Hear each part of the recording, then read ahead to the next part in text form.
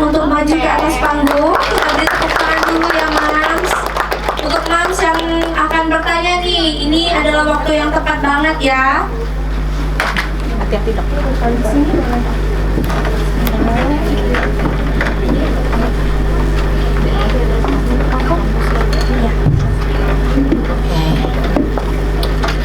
Selamat pagi. Oke. Happy banget ya hari ini kita kembali lagi bisa berbagi lagi bersama dengan Bumil Busu ini. Dan dari tadi semuanya pada hijau, pada kuning, pada cantik-cantik, semuanya menyempatkan waktu nih dok, pada mau dengerin materinya kita hari ini. Biasanya kalau pada hari Minggu itu kondangan nggak sih Bun? Iya, biasa kan kalau Minggu itu banyak yang kondangan ke rumah nenek. Tapi kali ini semua Bumil Busunya itu pada pengen loh dok, ketemu sama dokter, ketemu sama Venocaps, ingin belajar bareng. Coba tepuk tangan lagi dong. Ya, Bumil Busu yang sangat keren ya dok pada pagi hari ini. Oke, jadi tadi mungkin udah dengar penjelasan dari Venocaps dan Lesicaps, dan juga kita masuk ke dalam sesi yang paling ditunggu-tunggu oleh Bumil Busui di sini, yaitu sesi talk show kita nih dok. Ya, jadi sesuai dengan judul hari ini adalah keajaiban di setiap tetes ASI. Dan juga mungkin Moms di sini kita juga ingin menginformasikan bahwa setiap bulan Agustus di minggu pertama kita memperingati yang namanya Pekan ASI Sedunia. Nah, dan disinilah Clement Baby Shop bersama dengan Rumah Sakit Ibu Anak Azhara bersama dengan brand partner Venocaps, kita mengadakan sebuah acara yang sangat interaktif, yang sangat membantu untuk Bumil Busui terutama di Kota Palembang. Yang juga bisa ini mengindikasikan kalau keseriusan kita ya dok, kita ingin sama-sama bisa berperan aktif. Kita pengen mendukung nih mama-mama Bumil Busu yang mungkin selama ini bingung ya dok tentang menyusui. Kalau misalkan di IG itu dok, banyak mungkin brand-brand akun-akun IG itu di luar kota dok, acara yang seperti ini. Tapi kali ini ada di Kota Palembang. Senang nggak nih Bumil Busui? Oke, jadi nggak lama lagi di sebelah saya udah ada narasumber hebat kita, yaitu Dokter Ria dari Rumah Sakit Ibu Azhara selaku dokter spesialis anak, yang hari ini kita akan mungkin membahas tuntas ya dok tentang permasalahan ASI, mungkin kandungannya ASI apa, dan juga sesi tanya jawab dari Bumil Busui kita juga buka ya dok. Oke, nggak lama lagi ya dok, langsung saya persilakan Dokter Ria Mareza spesialis anak untuk menyampaikan sedikit materinya. Silakan ya dok. Kayaknya anak berdiri ya, yang di ujung bisa kelihatan ya. Halo ibu-ibu. Saya panggilnya apa nih, Moms ya? Moms ya. Assalamualaikum warahmatullahi wabarakatuh. Waalaikumsalam. Mana nih kayaknya udah semangat. Ayo, assalamualaikum warahmatullahi wabarakatuh. Waalaikumsalam. Saya yakin nih mama-mama yang kesini tuh udah pasti tekadnya bulat banget nih buat ngasih yang terbaik untuk anak kita semua ya. Alhamdulillah Indonesia nih masuk salah satu negara yang ikut campaign dalam rangka Pekan Menyusui ASI Sedunia. Kalau di luar 1-7 nih cuma sepekan, tapi kalau di Indonesia sebulan ya. Bisa sebulan ya mama-mama, kita harus campaign tentang pentingnya ASI. Sebenarnya acara hari ini nih enaknya talk show ya, jadi sambil ngobrol, dengerin cerita mama-mama, sharing gitu ya tentang ASI, tentang kesulitan ASI, tentang apa sih ASI. Tapi saya agak kasih sedikit briefing dulu ya tentang apa sih keajaiban di setiap tetes ASI itu, supaya kita makin yakin deh apa yang Allah ciptakan untuk anak kita itu adalah yang paling terbaik. Dan saya yakin nih mama-mama di sini tuh mama-mama yang luar biasa, yang mengupayakan segala-galanya untuk anaknya, untuk bukan hanya untuk sekarang, tapi untuk masa depannya ya. Oke, lanjut. Keajaiban setiap tetes ASI. Tahun ini 2025 kita campaign-nya tentang prioritaskan memberikan ASI dan menciptakan support system yang berkelanjutan ya. Ini kayaknya campaign ini udah dari tahun 2023, dari tahun 2020 ya, bahwasannya perlu didukung nih mama-mama untuk melakukan memberikan ASI pada anaknya. Jadi bukan cuma satu orang yang wajib memberikan ASI, tapi lingkungan sekitar tuh harus ada perannya untuk membantu kita memberikan ASI. Ya nggak sih? Iya kan? Serius bener sih? Ngobrolnya sambil ngobrol aja. Oke ya, lanjut. Jadi agak berat dulu yang pertama, pembentukan ASI. Jadi sebenarnya ASI itu bukan terus langsung datang di hari pertama seperti itu ya. Jadi sebenarnya dari usia, ada namanya dari usia dalam rahim. Ini ada mama-mama yang lagi hamil kan? Nah, jadi mulai dari hamil nih, di usia kehamilan biasanya kalau kita bilang itu laktogenesis pertama, ya itu adalah pertama kalinya produksi dari ASI. Itu biasanya 16 sampai dengan 22 minggu pada saat ibu lagi mengandung anaknya. Itu udah mulai tuh mah proses kita untuk mengeluarkan ASInya. Tapi ASInya belum keluar ya, baru glandnya dan yang lainnya. Produksi itu sudah mulai banyak. Lanjut. Kemudian laktogenesis yang kedua, itu laktogenesis yang ke-1 itu akan lanjut sampai dengan 36 sampai 96 jam setelah melahirkan. Jadi wajar dong kalau misalnya hari pertama itu masih belum banyak ASInya. Ya, wajar banget. Mama-mama tuh ada yang sebelum lahiran udah ada remesan dok. Sebenarnya sih ada yang seperti itu, tapi juga nggak apa-apa banget kalau misalnya belum ada gitu ASI-ASInya. Jangan jangan berkecil hati. Itu namanya rezeki ya. Ada mama yang rezekinya pas awal udah langsung banyak. Nggak ada juga sih yang langsung banyak ya, paling 1-2 tetes gitu ya. Tapi ada yang langsung lumayan banyak gitu ya. Itu masing-masing rezekinya. Kemudian setelah itu belum turun lagi Nah, kemudian setelah laktogenesis yang kedua itu yang mulai banyak nih ya, mulai banyaknya itu biasanya 36 jam sampai dengan 96 jam setelahnya. Jadi sekitar 2 sampai 3 hari setelah lahiran. Kenapa sih seperti itu? Sebenarnya itu yang pertama memang mamanya harus relax dulu kan.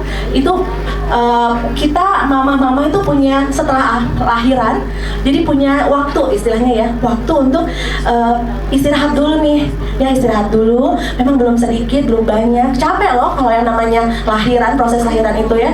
Gak semua orang bisa dan gak semua orang mampu. Jadi pada saat itu dia istirahat dulu dan kemudian 36 jam sampai 96 jam berikutnya barulah membanyak. Jadi waktu pertama lahir itu gak ada ASInya, it's okay, aman saja. Sekali lagi ya mah, jangan insecure. Pak, abis lahiran tuh, dok ASI aku nggak ada. Jangan insecure, malah tenang, sabar. Semakin kita insecure, semakin nggak ada itu ASInya. Ya, selalu positive thinking bahwa Allah sudah menciptakan, ada anak kita, udah pasti ada nih makanannya, ya. Udah pasti ada makanannya, itu janjinya Allah ya. Jadi pasti ada. Tenangkanlah. Setelah itu baru ingat ini, bahwasannya kalau hari pertama wajar nggak ada. Setelah 2-3 hari kemudian, 5 hari kemudian baru makin banyak seperti itu. Lanjut, kemudian ada laktogenesis tipe 3. Itu mulai dari 9 hari ke depan untuk mulailah itu suatu proses galaktopoiesisnya. Nah, lanjut lagi yuk. Ini ya, ada hormon-hormon yang mempengaruhi pembentukannya. Yang tadi laktogenesis tipe 1, kemudian waktu lahir laktogenesis tipe 2, 36 jam sampai 96 jam. Ya, kemudian dilanjutkan ke laktogenesis tipe 3. Lanjut. Nah, ini agak ribet nih ya, kita skip aja ya tentang refleks prolaktin sama refleks aliran atau let down refleks.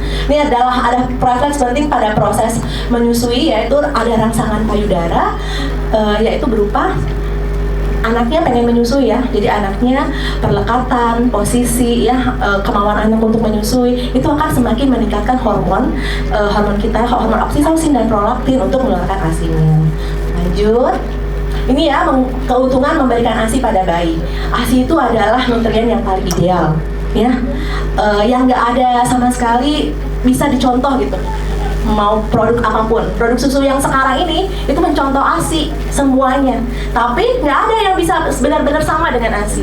Mamah yang di sini, mamah ini mungkin beda komposisinya dengan mamah yang di sebelahnya. Mamah yang di Indonesia, yang di Palembang mungkin beda sama mamah yang di Sukabumi misalnya gitu ya, komposisi ASInya. Dan itu tergantung dari kebutuhan bayinya. Jadi ASI itu akan diproduksi isinya itu sesuai dengan permintaan bayinya. Seperti itu ya.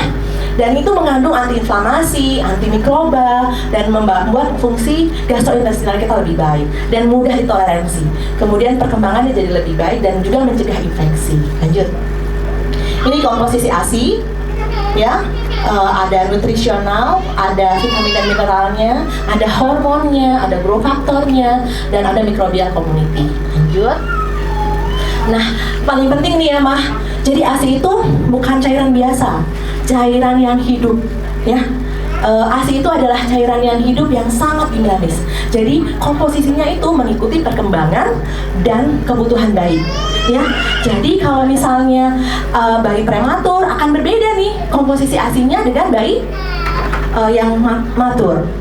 Bayi yang cukup bulan dia beda sama bayi yang nggak cukup bulan. Terus kemudian bayi yang usianya 1 bulan beda sama bayi yang usianya 9 bulan.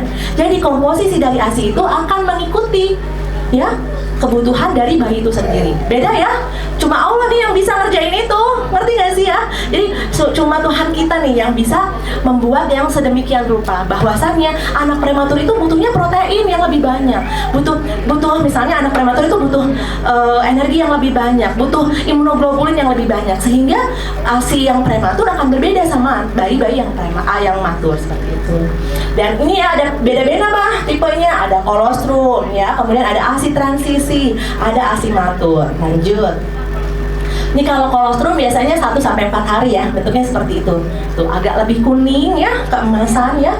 Dan itu akan kaya antibodi dan sel imun. Yang paling penting itu ya, antibodi dan sel imun. Jadi jangan dibuang tuh kalau yang pertama kali ya, air susu ibu itu. Lanjut. Ini transitional milk. Nah, ini adanya 5-20 di usia 5-20 hari kelahiran. Yang itu akan kaya akan lemak dan kaya juga akan laktosa. Dan yang terakhir adalah mature milk atau ASI matur ya. Biasanya terbentuk di usia 20 hari. Dan ini biasanya banyaklah air 87%, kemudian laktosa dan lemak dan juga proteinnya. Ini ya, jadi sekali lagi saya bilang komposisi ASI itu sangat dinamis dan berbeda antara setiap ibu dan setiap bayi. Jadi ada bayi, bahkan saya sempat cari jurnal nih, gara-gara ini cari jurnal, ada beda nggak sih kalau bayi cowok sama bayi cewek? Ada beda nggak sih kalau misalnya ibunya yang misalnya ibu bekerja dan ibu tidak bekerja, ibu di rumah aja? Dan tingkat stresnya mami-mami nih, mama-mama nih, ada mama yang stres, beda nggak sih ASI-nya? Ternyata memang setelah kita teliti, setelah kita jurnalnya, ternyata memang berkaitan ya. Nanti kita lihat ya. Nah, ini perbedaan ini akan mempengaruhi pertumbuhan dan perkembangan nanti si anak. Ini adalah komposisi ASI. Jadi jangan insecure sama bentuk-bentuk ASI ya mah. Ini ada yang bilang, ASI aku tuh kental banget, ASI aku ada yang encer banget gitu ya. Jangan terlalu insecure dengan bentukan yang seperti itu, karena pada dasarnya kita punya dua-duanya gitu. Yang pertama yang formil, yang kedua ya hint milk. Yang formil adalah ASI awal ya kalau kita bilang. Ini formil ini yang tinggi laktosa dan rendah lemak. Yang kedua adalah ASI yang kaya akan lemak atau hint milk, yang biasanya terakhir ya, ASI akhir. Lanjut. Nah, ini yang saya pengen kasih tahu nih, ada faktor-faktor nih yang mempengaruhi kualitas dan kuantitas ASI. Pertama faktor mama, faktor anak, sama satu lagi metodologi pemberian ya. Nah, kalau faktor ibu nih apa yang mempengaruhinya? Ya. Ini ya mah, ASI itu tuh cairan hidup. Sekali lagi saya teruskan bahwa ASI itu adalah cairan hidup yang merupakan suatu kesatuan sistem biologis. Jadi kalau kita lihat nih, ada faktor ibu. Faktor ibu itu akan berkaitan dengan dietnya bagaimana, nutrisi ibu tuh bagaimana, kemudian kesehatan ibu ya, kesehatan ibu tuh seperti apa. Itu akan berkaitan dengan komposisi nanti ASInya seperti apa. Lalu faktor stres, faktor lingkungan, dukungan lingkungan juga mempengaruhi dari kualitas dari ASI mama. Kemudian ini ya, yang itu akan seperti kita tahu bahwa ASI itu isinya banyak ya, selain makronutrien yang tadi urusan maternal dan bayi itu akan berakibat ke mikronutrien dan bioaktif. Di bioaktif, ASI itu mempunyai bioaktif ya, seperti imunoglobulin yang tidak dipunyai oleh susu-susu manapun. Mereka menambahkan fortif, tapi tidak sampai sebagus ASI.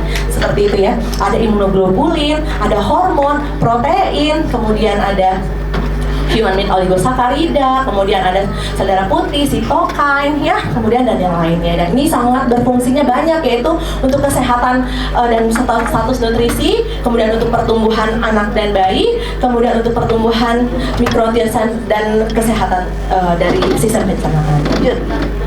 Nih ya, pentingnya asupan makanan ibu. Bukan berarti harus banyak proteinnya mah, bukan berarti harus banyak sayurnya atau karbohidratnya. Tetap yang kita utamakan adalah diet seimbang, diet gizi seimbang ya. Tetap harus ada karbohidratnya, tetap harus ada proteinnya, tetap harus ada lemaknya ya.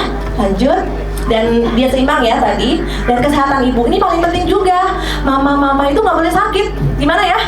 Ya, dengan sedemikian banyak kerjaan mama-mama itu, satu ya, mama itu nggak boleh sakit.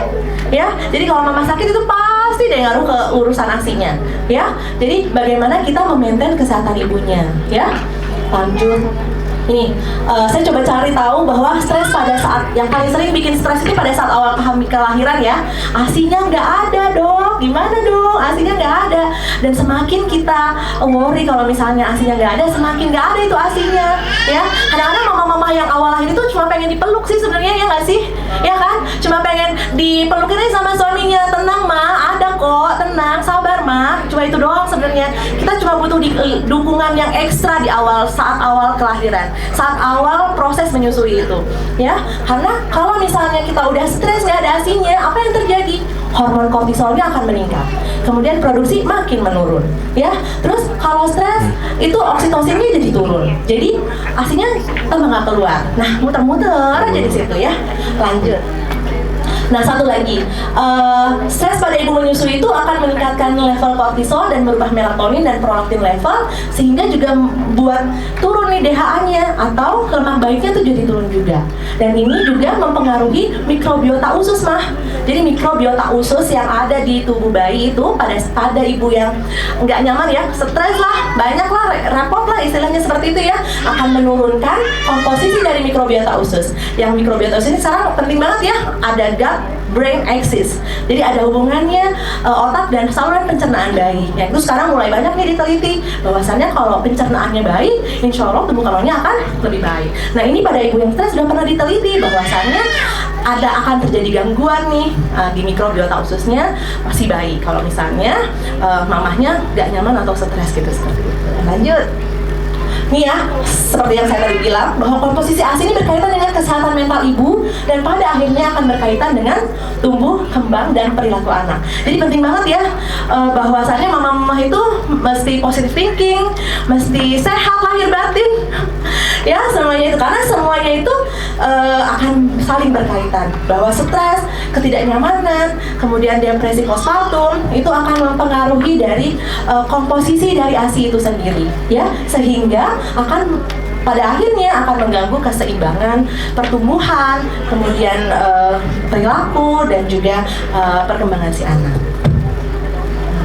Kalau pada bayi, jadi beda juga nih. Kalau bayinya yang tadi saya bilang ya, bayinya cukup bulan, bayinya nggak cukup bulan, bayinya cewek, bayinya cowok, kemudian bayi yang 1 bulan, bayi 9 bulan, itu komposisi ASI-nya pasti berbeda ya. Bayi sakit, bayi yang nggak sakit itu ya, mama mesti tahu nih kalau pada saat bayi anak kita tuh lagi sakit atau lingkungan kita tuh lagi sakit ya, mesti lebih kekeh tuh semangat mengasihinya, karena pasti udah dikasih Allah itu bahwa pada saat bayi sakit semua antibodi itu diberikan. Jadi akan lebih cepat sembuhnya kalau anak ASI ya. Jadi akan lebih cepat, lebih banyak ASI-nya yang mengandung imunoglobulin dan antibodi seperti itu. Lanjut. Usia gestasi yang tadi saya bilang, perbedaan kalau usianya cukup bulan dan tidak cukup bulan. Lalu next, ini ya komposisinya yang akan berbeda. Lanjut. Jenis kelamin, anak perempuan sama anak laki-laki itu beda juga komposisinya mah ya. Bahwasannya kalau di tapi itu cuma di colostrum dan di transitional milk. Tapi kalau misalnya yang di mature milk mereka sama. Kalau misalnya coba kita lihat ya. Nih, kalau misalnya di ini yang tadi ya, ASI transisi pada bayi perempuan itu memiliki protein yang lebih tinggi dibandingkan dengan anak cowok. Tapi bukan berarti kita tukar-tukaran ASI ya. ASI lebih banyak, pasti kan kita punya anak cewek, ya proteinnya kan lebih banyak. Nggak mesti kita ngambil ASI-nya yang punya anak cowok, istilahnya seperti itu. Tapi kalau udah mature milk atau yang udah lebih dari 20 hari ke-20, itu sama aja semuanya komposisi dari ASI-nya, baik itu perempuan maupun laki-laki. Lanjut. Nah, metodologi pemberian. Nih, kita paling mengusahakan yang terbaik itu adalah yang langsung ya, yang menyusui secara langsung. Karena pada saat menyusui secara langsung, semua yang terjadi itu langsung ke anak kita ya. Misalnya perlekatannya, kemudian semua kuman-kumannya tuh ada di situ, semua mikrobiota pada ibu itu latch on langsung ke anaknya ya, yang terbaik. Enzim-enzim itu yang langsung segar itu semuanya langsung ke anaknya kalau di GBM. Tapi kalau misalnya ASI yang sudah dibekukan itu pasti cairan hidupnya udah mikronutrien, makronutrien mungkin sama ya mama, tapi untuk cairan hidupnya seperti enzim, imunoglobulin, nah itu mengalami ketidakaktifan istilahnya seperti itu. Maka yang terbaik bukannya tetap boleh kita memberikan secara pumping atau ya bagi ibu bekerja ya mau nggak mau gimana ya harus yang terbaik memang secara langsung menyusui secara langsung. Tapi kalau misalnya tidak memungkinkan nggak apa-apa kita berikan juga secara pumping atau ASI dengan ASI bekuan, ASI pumping ya. Tapi kalau misalnya di rumah tetap kita lanjutkan lagi dengan pemberian secara ASI. Itu aja ya sedikit. Selanjutnya kita langsung talk aja ya, ngobrol dan cerita-cerita. Ini cuma tambahan insight baru yang kalau yang lama-lama mungkin mama-mama udah pada tahu ya. Nah ini yang tambahan untuk IBM terbaru gitu ya. Oke, lanjut ke Moms. Thank you banget nih dokter. Ya, tepuk tangan dulu dong. Tepuk tangan. Agak tegang ya soalnya ngomongnya IBM ya. Sekarang udah ngobrol biasa ya mama. Oke, jadi udah ini ya dok, udah lebih santai ya. Oke, jadi penjelasan dokter tadi udah lengkap banget ya. Oke, udah lengkap. Kayaknya kalau mungkin tadi udah penjelasannya, kayaknya dari tadi banyak yang nggak sabar nih. Oh langsung tanya aja Kita boleh ya dok, langsung tanya jawab. Tadi kan dokter udah bahas tadi, kita ngomong tentang pemberian ASI, mental ibu dan juga kandungan ASI. Ternyata anak yang prematur dengan anak yang matur pun beda ya dok. Nah di sini mungkin ada 50 bumil busui yang punya permasalahan beda. Kita langsung buka sesi tanya jawab supaya banyak ya dok yang bisa dokter jawab.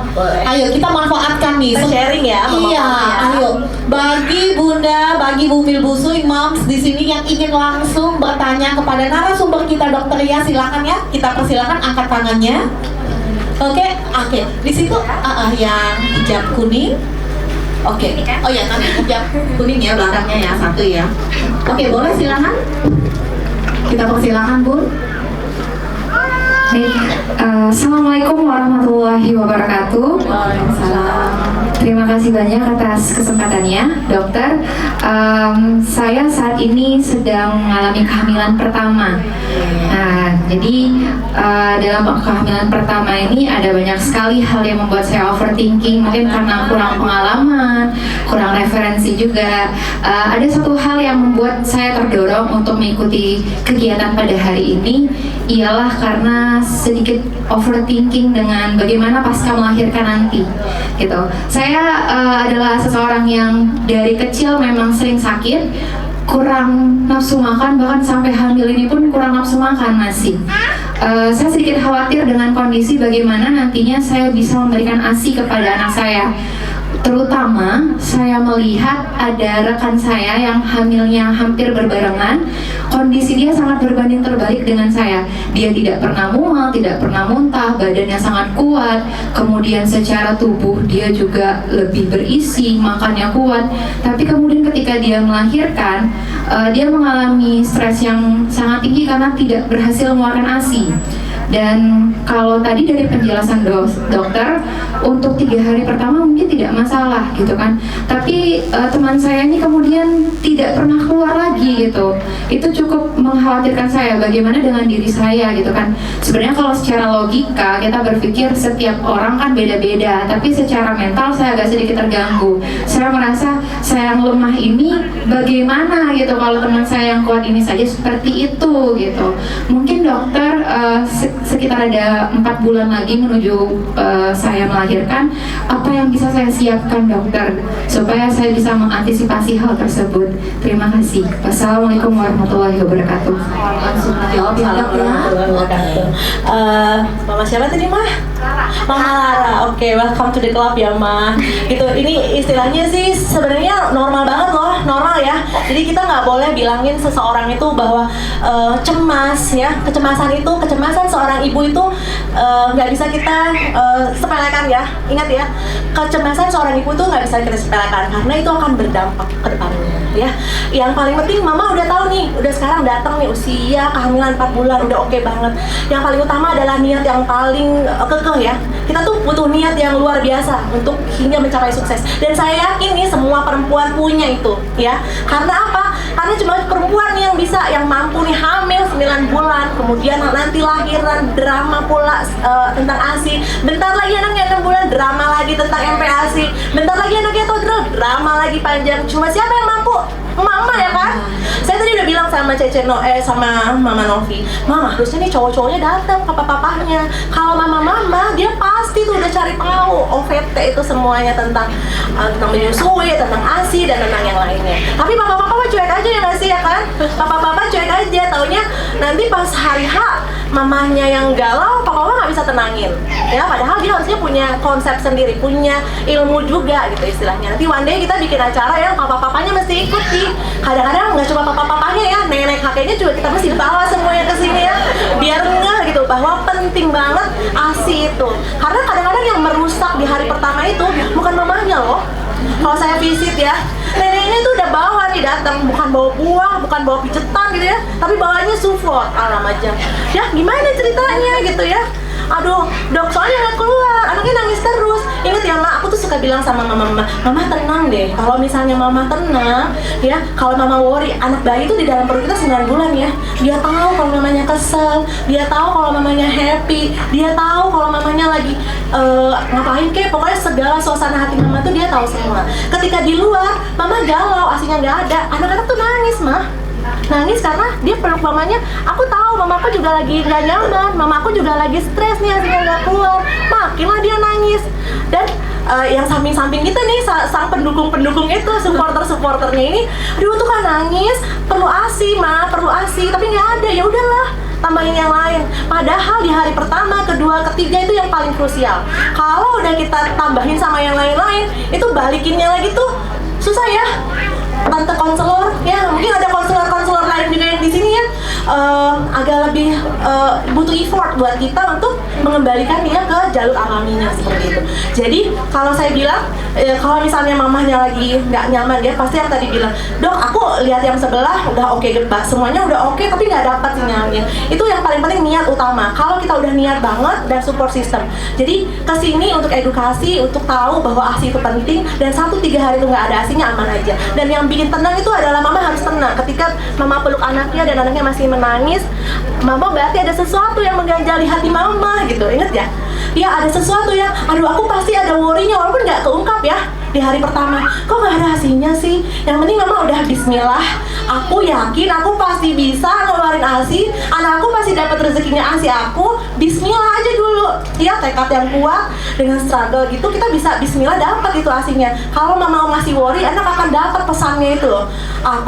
Mamaku nggak nyaman, aku kan nggak nyaman juga. Jadi kalau saya, mama sok kasih dulu si bayinya ke papahnya atau ke neneknya, gendong dulu sebentar dong, aku tenangin hati dulu, minum yang banyak, makan yang banyak, relax dulu. Kalau saya bilangnya, mama udah mandi belum sih? Abis SC, ya udah sok mandi dulu gitu.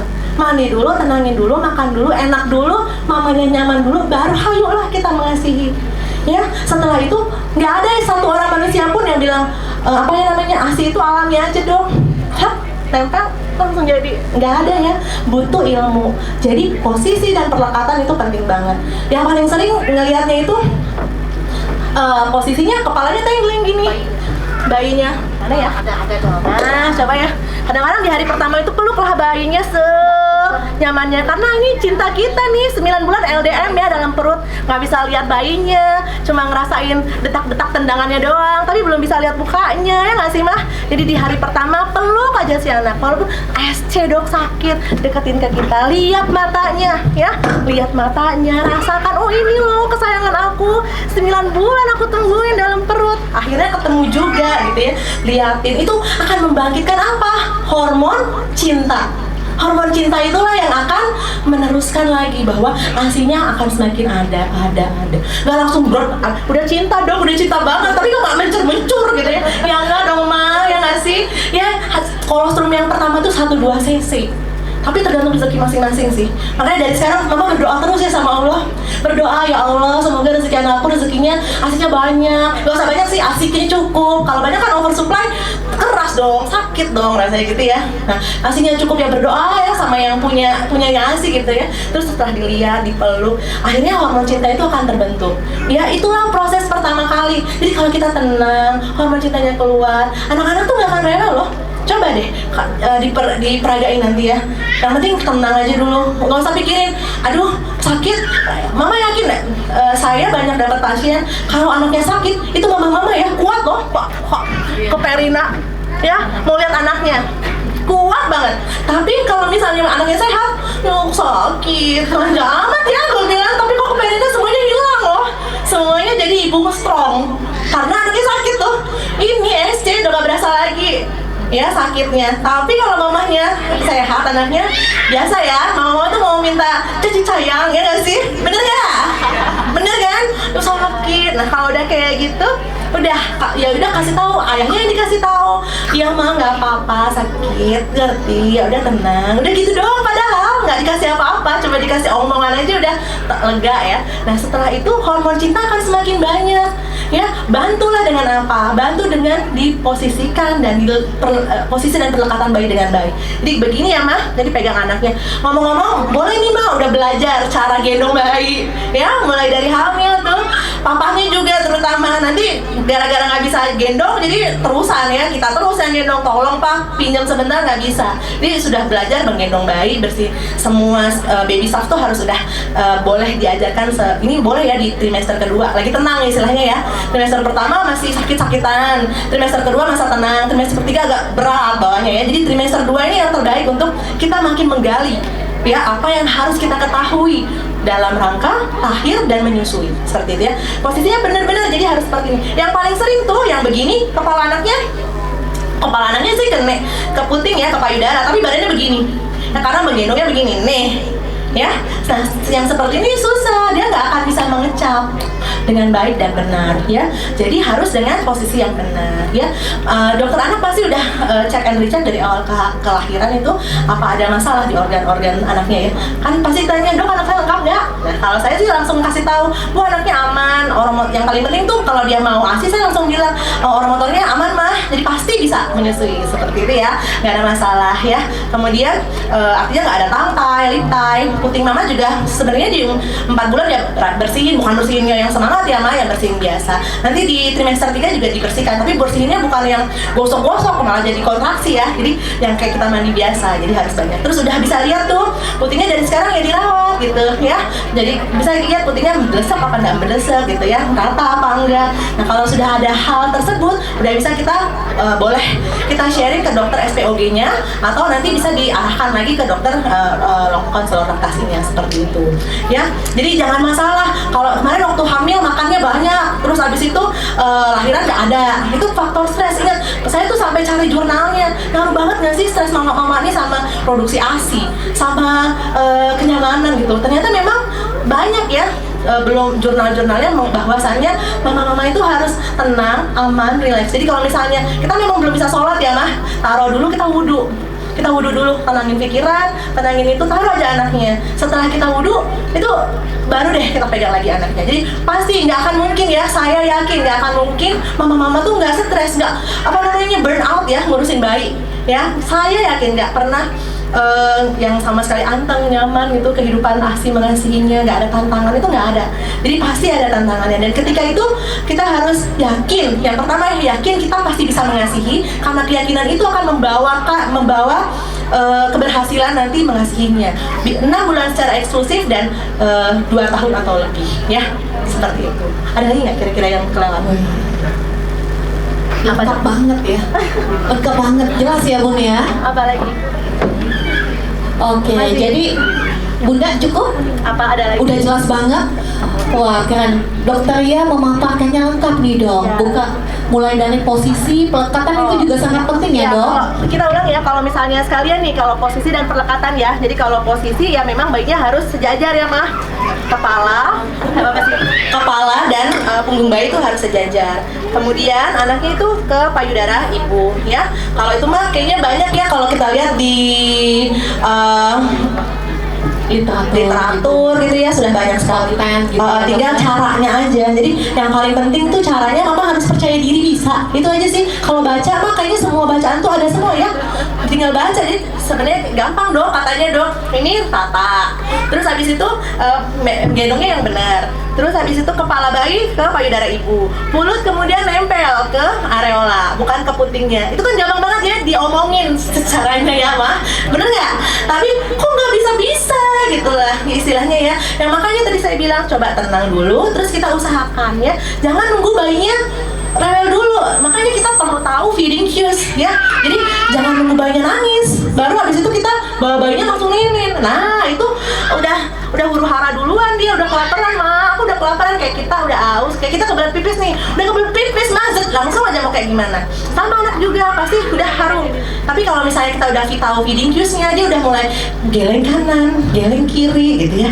Udah lihat tuh, papanya yang aku biasanya suruh, papa lihat ya, nanti kalau anaknya udah, papanya yang harus kita perkenalkan tentang feeding cues.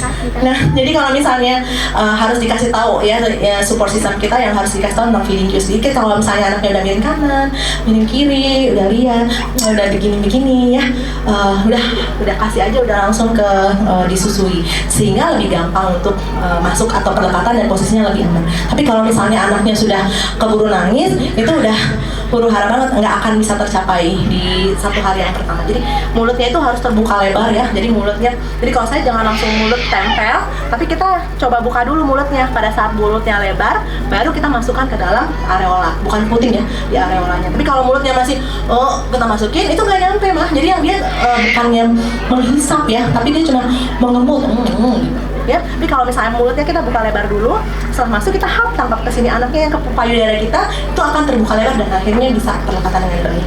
Dan itu tuh maksud saya kita normalisasi deh. Sekali tuh nggak langsung bisa kok mah, ya tenang aja. Nggak ada orang yang paling pintar sekalipun yang hafal itu buku tentang konselor laktasi itu udah aku baca semua dok tentang laktasi itu dok. Tapi pada saat ngerjainnya ya kita butuh proses. Nggak ada harus ya nggak mesti di hari pertama itu langsung aman, enggak mah, tenang aja. Yang aman ya aman, alhamdulillah. Yang nggak aman, ayo kita coba lagi gitu. Pasti bisa karena memang itu udah naluri ya. Dan ketika kita ketemu anaknya, wah anaknya tuh pasti happy banget, bisa bonding sama mamanya, skin sama mamanya. Dan itu balik lagi, nggak akan ada cerita asli seret. Jadi pasti hormon oksitosinnya akan selalu mengalir deras karena kita udah peluk-pelukan sama anaknya ya, gitu ceritanya. Oke. Thank you ya dok penjelasannya. Jadi tadi pelekatan juga penting, hormon cintanya juga. Jadi mental mamanya juga penting. Pokoknya yakinkan diri kita kalau kita itu mampu ya dok, kita bisa ya dok. Betul.